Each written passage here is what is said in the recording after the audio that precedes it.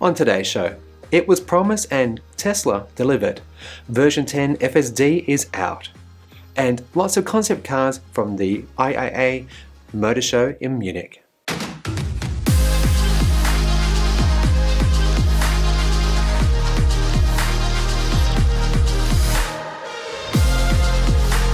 G'day and welcome, and thanks for clicking the link. If you enjoy stories about electric vehicles and renewable tech, please consider subscribing. It's absolutely free and it does support the channel. Or if you want early access to news, polls, behind the scenes and a lot more, think about supporting me over here on Patreon, where you get all this and a lot more from as little as $2.50 per month.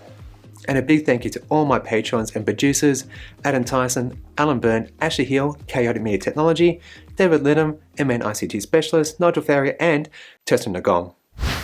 First up, VW has unveiled its ID Life that can become a mini cinema or gaming center, for instance, or simply be used for relaxing in the open air.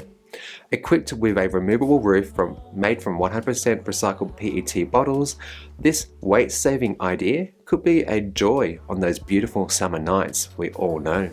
Obviously, sans mosquitoes. In a move that is clearly a way to green the brand of VW, they will use wood chips as natural colouring agent along with bio-based hardener for the car's paint. The ID Life features wood in the dashboard, and tyres will be made from bio-oil and natural rubber and rice husks. A feature we're seeing more and more of is its vehicle to load, with the ID Life offering 230 volts and 16 amp power supply in the interior.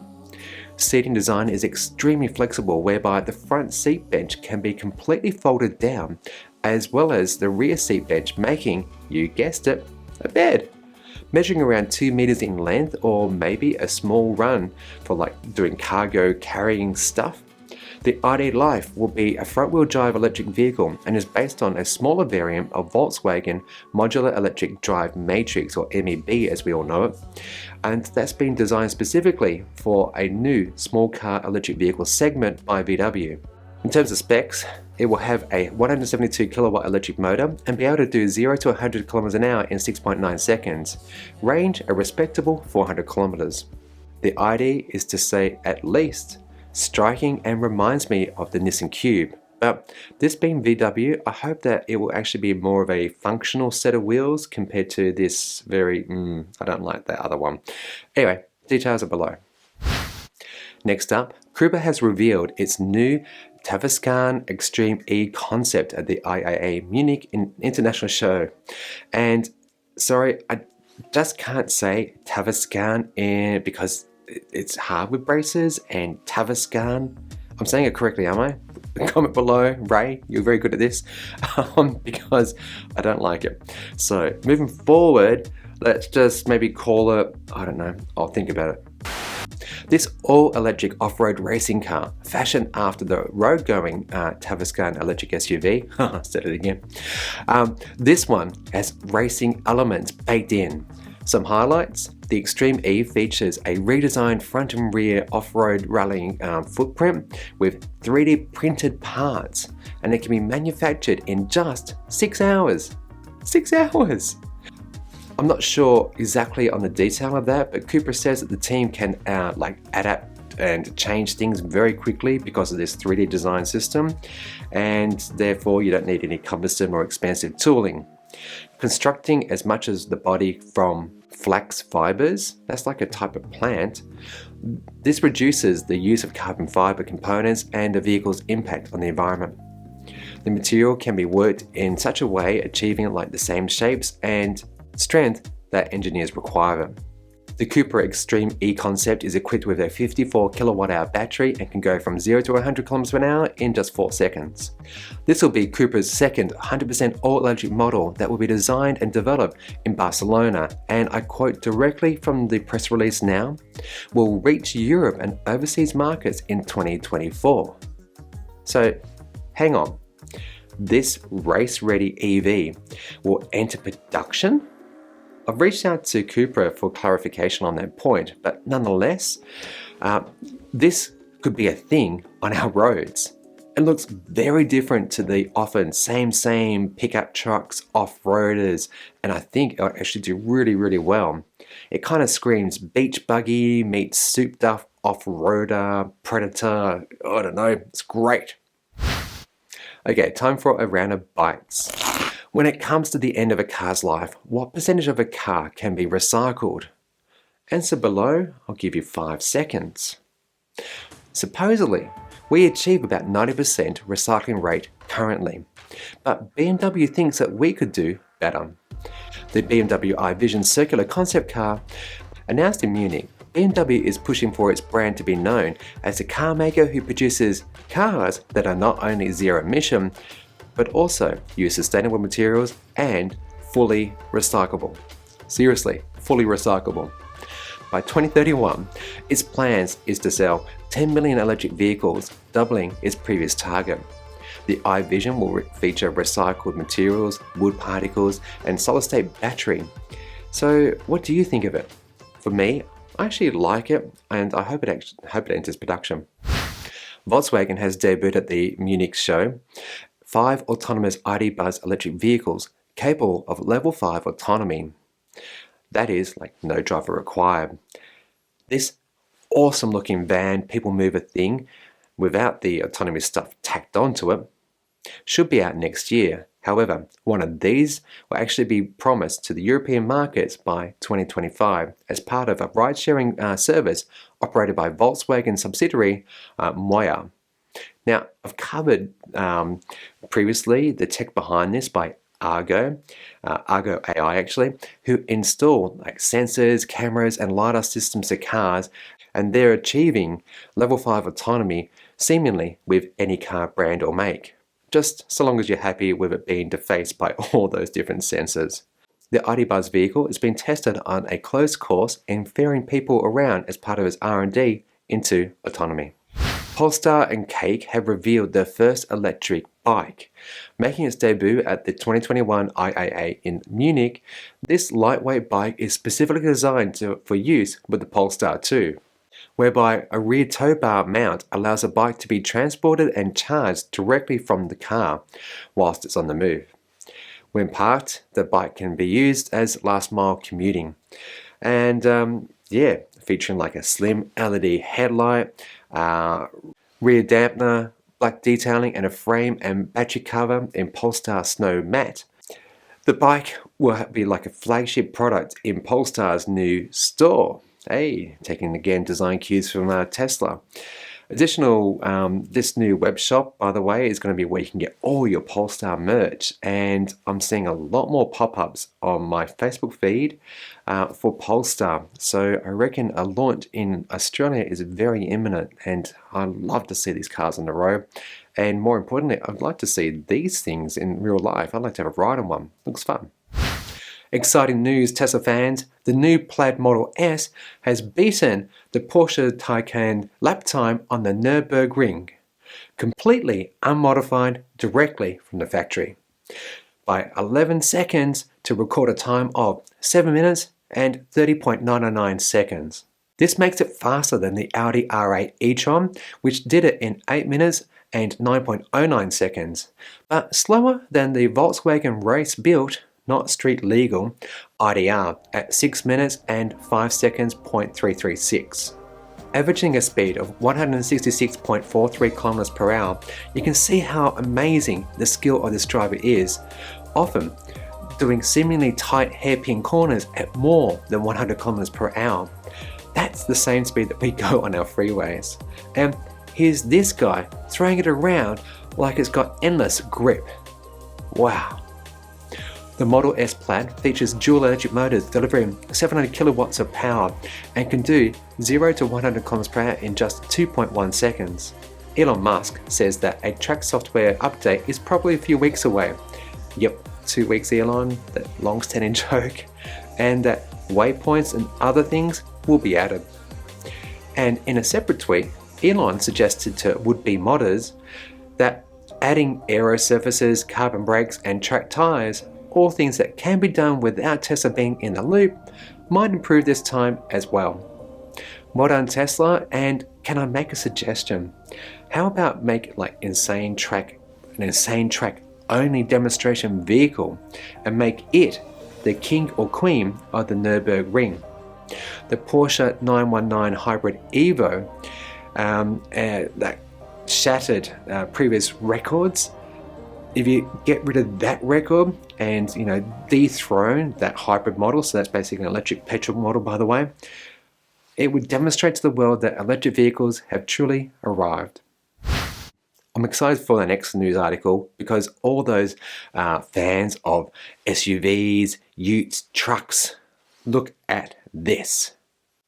Startup Atlis Motors and Australian manufactured vehicles, AusMV, have announced a super all-electric truck ute thing. Whatever you want to call this beast, this can be secured for the Australian market in 2022.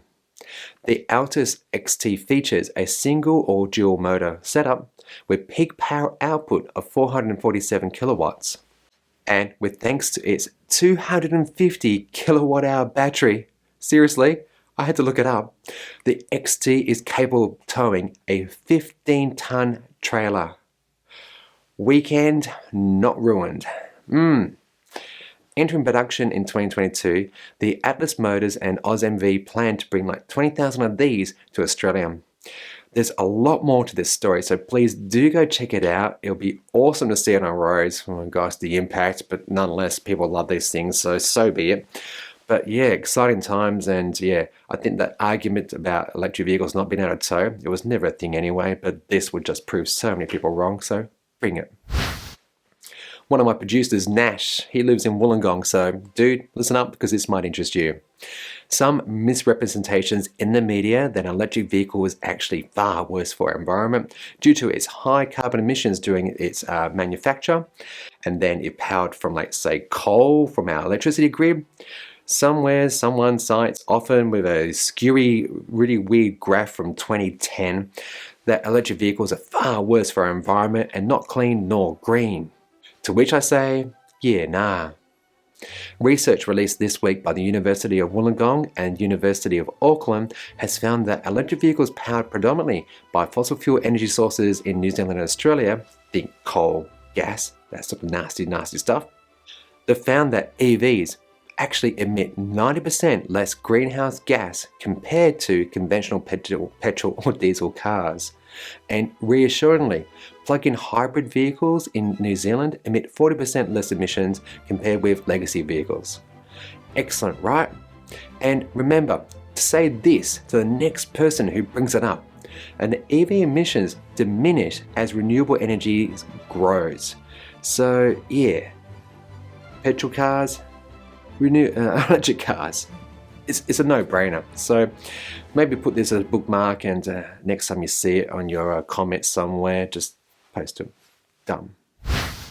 It seems that Renault is reinventing itself by slowly shifting to electric vehicles and rebranding cars that people know and perhaps love. The Renault Mégane, which will soon be an electric crossover built on the company's new CMF EV platform. The Mégane E-Tech Electric is powered by a choice of two motors. In terms of range, you can expect, or hope I suspect, either 300 to 470 kilometers from the WLTP rated 40 or 60 kilowatt hour battery choices. Good luck getting that sort of numbers. That's a pretty small battery, so 300 kilometers, yeah, nah, probably 200 kilometers more realistically. There's actually an onboard charger here that's got a respectable 22 kilowatt capability, and DC charging is rated up to 130 kilowatts. Renault's design choices are on trend with a good-looking SUV that is very popular in Australia. However, this isn't a minor makeover of the existing Mégane. Nope. You've got pop-out door handles, 360-degree top-down view for reverse parking, LED headlights, dual display screens for the driver and passenger, featuring Renault's open single-screen digital instrument panel and center console multimedia screen, measuring 31 centimeters or 12.3 inches on the dashboard screen and 30 centimeters or 12 inches on the multimedia screen. It all looks very sophisticated with its black interior, design language, and again, a body type that actually sells really well. So good on you, Renault, let's get it out here now. One last story, Mercedes-Benz has unveiled 6 new electric models and concept cars at the Munich Motor Show, but most of them I've covered before, so today I'm covering the EQE Business Saloon. Due for release mid-2022, the EQE is a premium class electric vehicle that will be made in Germany for the world market and Beijing for the Chinese market. Featuring a high-end luxury interior, seen here with white and expansive LED light strip for some awesome cabin feels, the EQE looks rather sporty and AMG-like, except that front nose. Like, ew, I don't like it, but hashtag aerodynamics, right? With a 3.1 meter wheelbase, 19 to 21 inch wheels, the EQE is described by Mercedes as being more compact than the EQS. See up here somewhere for details on that one. But due to its battery design, which actually sees it under the floor of the car, interior dimensions exceed those of today's E-Class. Nice, and another big tick for the benefits of electric vehicles. Interior, it features the MBUX Hyperscreen, automatic comfort doors for the front, and rear axle steering. A 90 kWh battery should provide up to 660 kilometers of range, according to WLTP estimates. The EQE will come in performance variants with up to 500 kilowatts of power, as well as a second model, like an entry-level version, at just 215 kilowatts, which is still pretty respectable, folks. Mercedes-Benz will be only producing electric vehicles by the end of this decade, and the EQE, despite its design flaws in my humble opinion, will be out here very soon, like mid next year, so fantastic. And for all these stories I've spoken about today, please, again, go check out the links and yeah, enjoy. As promised last week, I said we would follow up to see if Elon actually delivered full self-driving version 10 to early beta testers in America, and indeed, he did. Released Saturday evening Australian time, first impressions are flying in and it's looking clean with these animations, solid red lines, street layout, and rock-steady animation, kind of. This footage from a Tesla Model 3 looks a little bit different to this one from the Tesla Model X. I guess the environment here is the difference. And sure, this one's a bit jumpy and jaggedy, but nonetheless, it's an improvement. And a good video to actually watch is Rob Mowers from Tesla Daily, who describes it as a very good, confident, aggressive, and working at speed. This is amazing because this is software and hardware that is doing so with literally only cameras. Pure vision. There's no radar, there's no LiDAR, which, as you've probably seen in today's episode, can deface cars and complicate things, I think, unnecessarily. I'm going to say that, definitely. Check out how it handles a construction zone. Dual lane intersection that merges into one lane.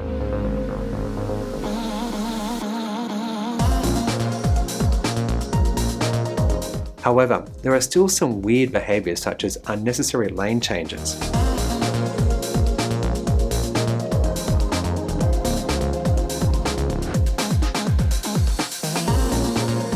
Again, this is amazing stuff and shows how good Tesla is at autonomy.